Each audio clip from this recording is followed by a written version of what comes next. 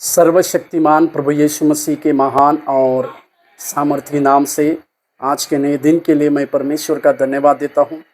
आज का आशीष और अनुग्रह वाला वचन जो भजन उत्पत्ति 22वें अध्याय 14वें वचन का दूसरा भाग, उत्पत्ति 22 अध्याय 14 वचन के दूसरे भाग में इस प्रकार से लिखा है। इसके अनुसार आज तक भी कहा जाता है कि यहोवा के पहाड़ पर उपाय किया जाता था।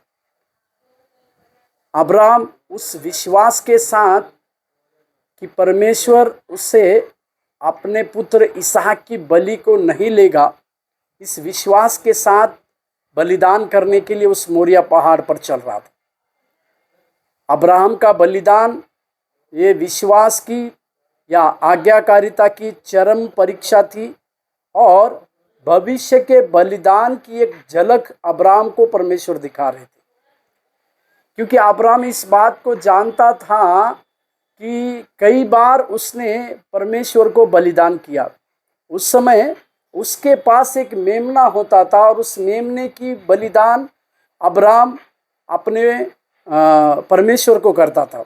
साथ ही कई एक प्रकार के बलिदान करते समय उसका पुत्र इसहाक भी उसके साथ था।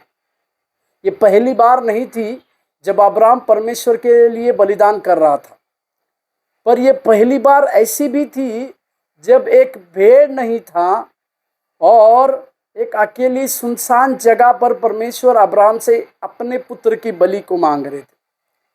पर अब्राहम उसके ऊपर आज्ञाकारिता की एक चरम सीमा की परीक्षा उसके ऊपर थी। इसी के बावजूद भी अब्राहम अपने विश्वास से थोड़ा सा भी नहीं डगमगाया, क्योंकि उसके मन में ये बात थी कि ये पर्वत यहोवा का है।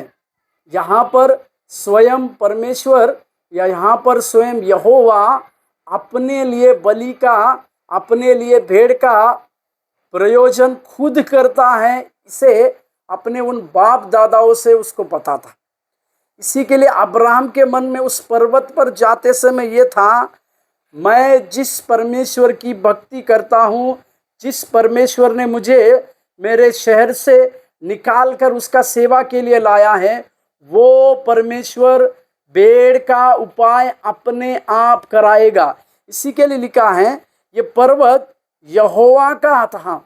और जाहिर बात है, जो पर्वत यहोवा का होता है वहाँ पर स्वयं परमेश्वर यानी यहोवा अपने लिए उस उपाय को भी ढूंढेंगे।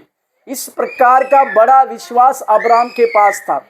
इसी के लिए अब्राहम ने इस प्रकार से अपने मन में जाना कि भेड़ का उपाय मैं नहीं, स्वयं परमेश्वर करेगा। आज हमारे लिए भी परमेश्वर उसी प्रकार से भेड़ के उपाय करने पाए। आमीन।